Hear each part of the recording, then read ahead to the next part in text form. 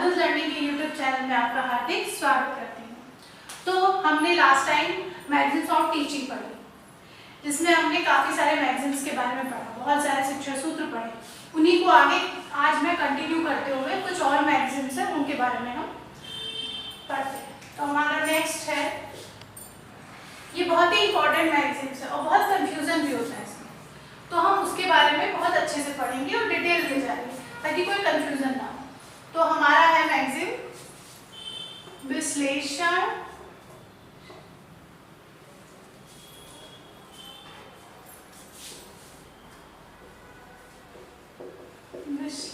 से संश्लेषण की ओर।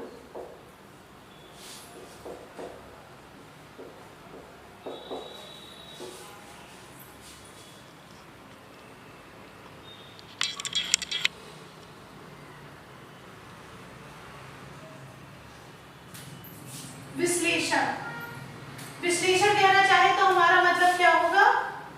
एनालाइज करना, एनालिसिस। क्या बोलते हैं इसको? एनालिसिस।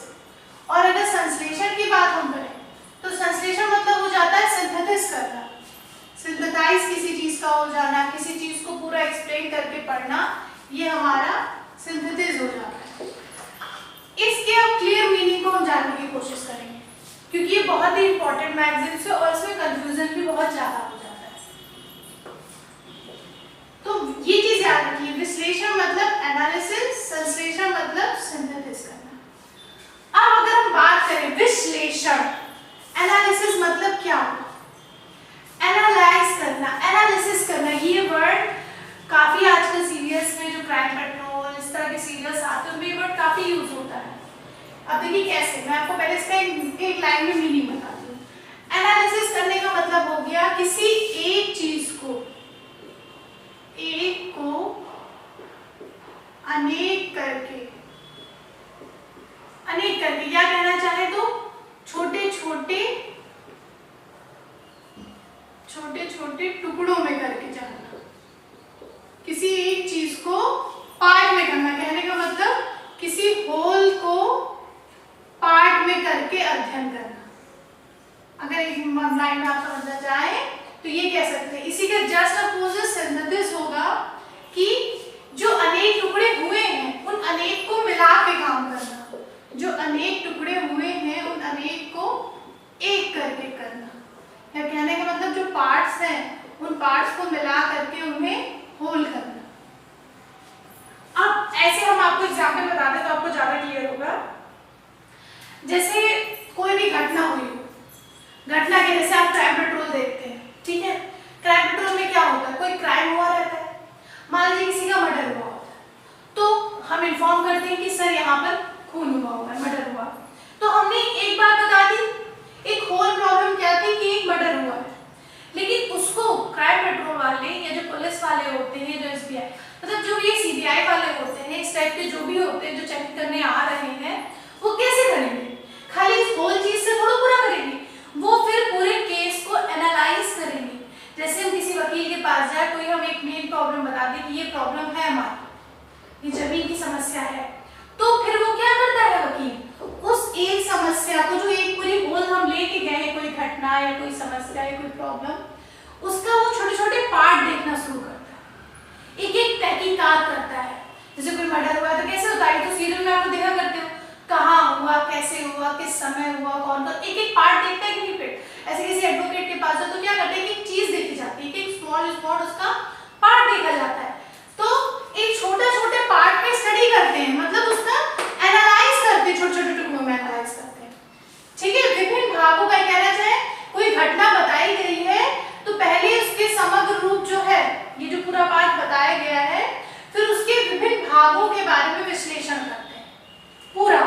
फिर उसके बाद क्या करना रहता है, जो उसके भागों के बारे में पूरा विश्लेषण किया है, फिर उनको पूरी जानकारी ली है, उनको जोड़ करके पूरी निष्कर्ष या सॉल्यूशन निकलता है, पूरा सॉल्यूशन निकल आता है या कंक्लूजन निकल आता है, निष्कर्ष निकल आता है, कुछ भी कहना चाहे, जैसी समस्या है। जैसे कि अभी मैंने बताया ना, कि मान लीजिए कोई मर्डर हुआ है, हमने बताया, तो उसकी छोटी छोटी पार्टों के बारे में हमने आपको, मैं आपको इस तरह समझाना चाह रही हूँ कि आपको समझ में आ जाए। बाकी इसका यूज साइंस में बहुत होता है, ठीक है, लेकिन आप इस तरह समझेंगे तो आपको समझ में इजीली आ जाएगा। फिर आप इसका यूज अपने साइंस बेस पढ़ने में इजीली आप टीचिंग में कर सकते हैं।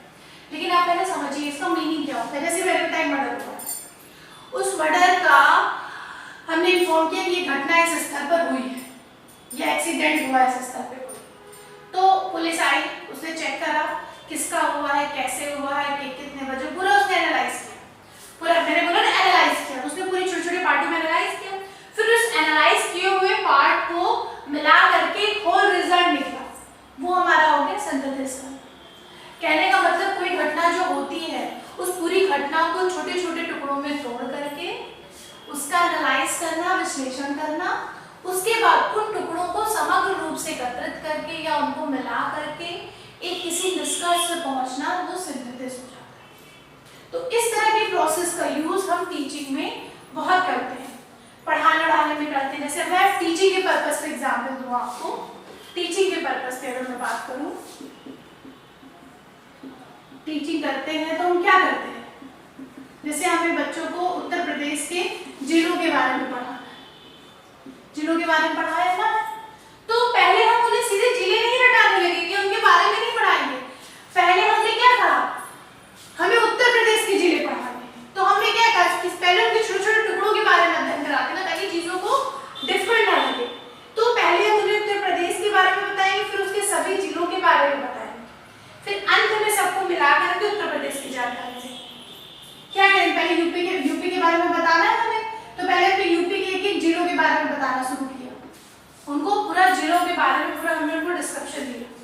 फिर इन जिलों के बारे में जो भी डिस्क्रिप्शन दिया ये एनालाइज करा, फिर इनको मिलाते हुए हमने यूपी की जानकारी दे दी, ये सिंथेसिस हो गया।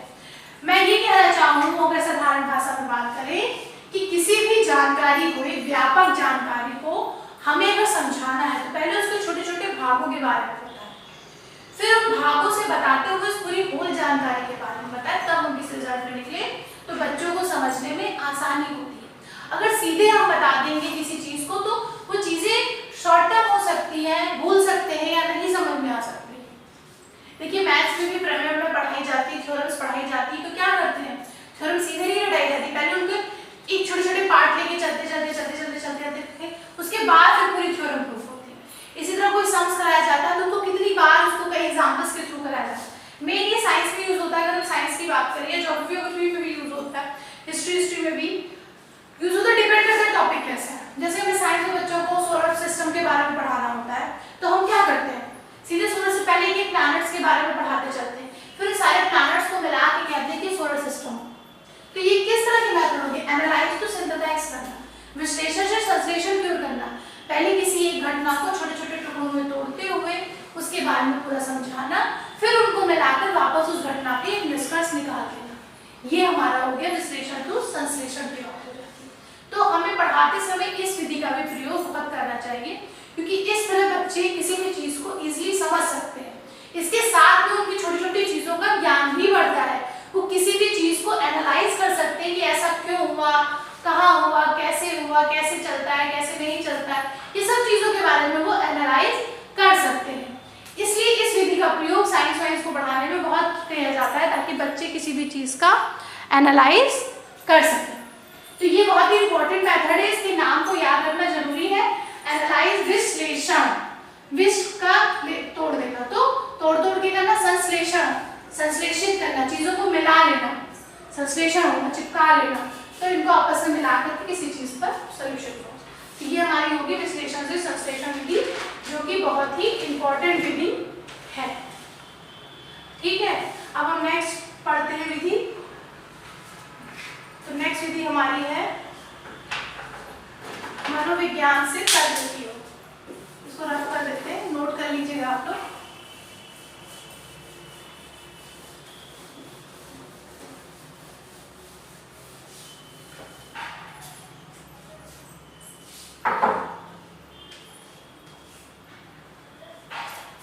नेक्स्ट हमारी आती है मनोविज्ञान से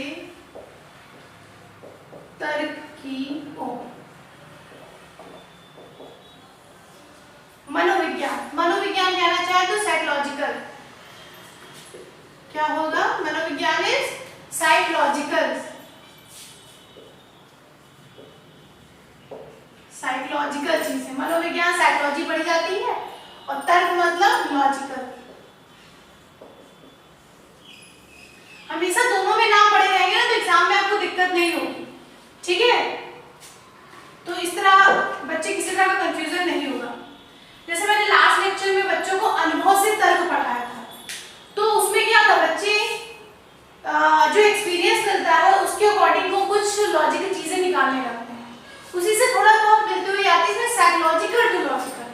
साइकोलॉजिकल मतलब जो हमारा मतलब हमारा जो सोच होती है, हमारी जो इच्छा, मनोविज्ञान मतलब मन के अकॉर्डिंग। साइकोलॉजिकल कहते नहीं, साइकोटाइप।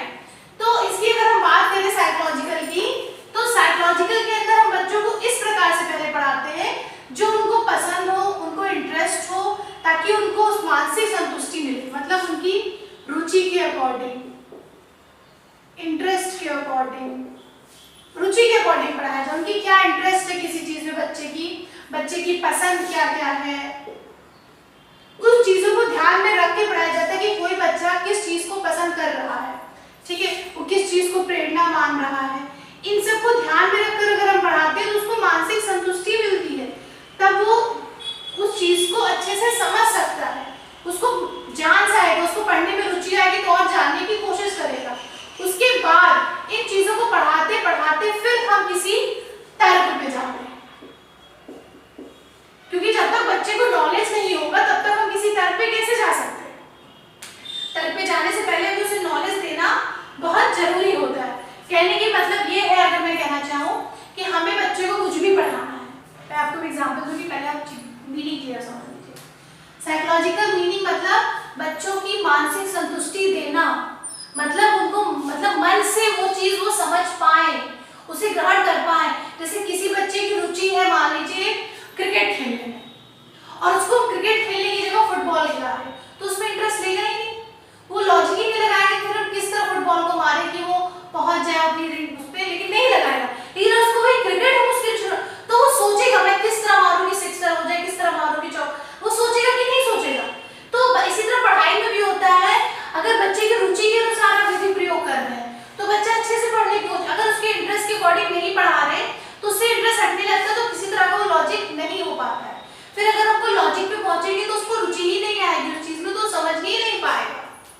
मैं अगर आपको बात करूं, जैसे छोटे बच्चों की बात करते हैं, ठीक है, अगर छोटे बच्चों को हम पहले चीजें दिखा के ना पढ़ाएं तो वो किसी चीज को कैसे समझेंगे, नहीं समझ पाएंगे। तो बच्चों को सबसे पहले पढ़ाने के लिए उनकी रुचि के अकॉर्डिंग माहौल बनाना चाहिए। फिर उस माहौल के अकॉर्डिंग, जैसे किसी बच्चे को कोई पसंद है, किसी बच्चे उसके अकॉर्डिंग, तो आप एग्जाम्पल लेते हैं आजकल के बच्चे हैं और हाईटेक टेक्नोलॉजी के यूज से आप पढ़ाएंगे, उनको क्लास में उनका इंटरेस्ट आता है, तो जब इंटरेस्ट आना स्टार्ट होता है फिर हम अपने मेन लॉजिक पे जा सकते हैं। तो कहने का मतलब ये है कि हम बच्चों को उनकी रुचि, पसंद, प्रेरणा, मानसिक संतुष्टि के अकॉर्डिंग पढ़ाएं, उसके बाद हम तर्क की कसौटी पर रुचि करते हैं। एग्जाम्पल की हम बात करें, जैसे बच्चे को इतिहास में हमें मुगल के बारे में जानकारी देनी है, तो हम पहले बच्चों को साइकोलॉजिकल चीज के बारे में बताते चलेंगे, मनोवैज्ञानिक विधि से बताएंगे कि बच्चे को पहले हम सारी कलाओं के बारे में बताएं, चित्र दिखाएं, उन पे चर्चा करें ताकि रुचि आए। फिर हम उनकी जो भी उनकी जो मेन संबंधी विशेषता है फिर उन पे चलें। जैसे हिस्ट्री में क्या होता है, हिस्ट्री में काफी चीजें होती है पढ़ने की और बहुत बच्चों को बहुत जल्दी बोर कर देती है। मैंने अभी क्या बोला, जैसे हिस्ट्री में बच्चों को मुझे मुगल काल के बारे में बताया, मुगल काल की विशेषताएं मानी जाती है। हम अगर सीधे बता देंगे बच्चे बोर होने लगेंगे, तो हम पहले साइकोलॉजिकल स्टडी करेंगे। साइकोलॉजिकल स्टडी मतलब कैसे स्थापित हुआ, उनमें क्या कलाएं थी, चित्रकारी दिखाएं, राजा थे वो किस तरह के वस्त्र पहनते थे, किस तरह के आभूषण पहनते थे, किस तरह का महल होता था, किस तरह की कलाकारी होती, किस तरह दीवार पर नक्काशी होती थी। इन सब चीजों में इंटरेस्ट आने लगेगा। बच्चे जब इंटरेस्ट आने लगेगा तो क्लास में इंटरेस्ट लेने लगेगा, जब इंटरेस्ट लेने लगेगा फिर उसी इंटरेस्ट के बाद क्लास इंटरेस्टिंग होने लगेगी। फिर आप आते आते और तर्क रूप में या लॉजिकल बेस पर उनकी विशेषताएं बताएं। इस तरह पढ़ाने का तरीका होता है, समझे? क्यों कहते हैं बच्चे की हिंदी क्लास में नींद आने लगती है, हिस्ट्री की क्लास में नींद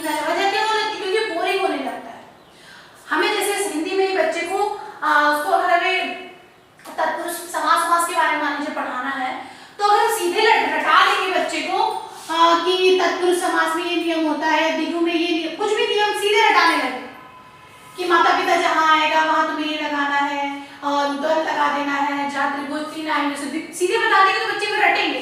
अगर उसी को इंटरेस्ट बताओ कि आप अपने घर में लोगों को कैसे बुलाते हो, पेड़ भी बताओ तो बोले बच्चे माँ बाप भाई बहन, तो इस तरह का समास हो तो थोड़ा लॉजिक बच्चों को इंटरेस्ट आएगा। इस तरह पूछे कि अच्छा बता दो कि क्या कहते हैं कृष्ण भगवान के और क्या नाम है, तो बच्चे नाम लेंगे इसमें आप कि गिरधर है, या गणेश जी के और क्या नाम है, गणेश गजानन है, तो बच्चे इंटरेस्ट लेना स्टार्ट करेंगे, लॉजिक लेकिन उनको रुचि आए। तो जब वो और नाम लेंगे तो आप बोलोगे कि हाँ इनको हम तोड़ सकते हैं, दशानन का मतलब क्या हो गया, तो इंटरेस्ट आने लगता है। तो कहने का मतलब ये क्या है कि बच्चों को पहले रुचि, उनकी प्रेरणा, उनकी पसंद के अकॉर्डिंग क्लास का माहौल बनाइए, फिर करते करते एक लॉजिक अपने तर्क पे जाइए, जो आपको तर्क देना है, तो बच्चों को क्लास में रुचि आएगी, वरना क्लास बोरिंग हो जाती। तो हमें पढ़ाते समय इन दो चीजों को बहुत ध्यान देना चाहिए, ठीक है। बाकी तो सारी मेथड यूज है, जैसी क्लास हो जैसे सिस्टम हो उसके अकॉर्डिंग बनाना चाहिए। तो आज हमने दो मेथड पढ़ी, विश्लेषण से संश्लेषण और मनोविज्ञान से तर्क। मैक्सिमम इंपॉर्टेंट मेथड पढ़ ली, एक दो कुछ और बच्चे होंगे वो हम नेक्स्ट में पढ़ेंगे। Okay, thank you.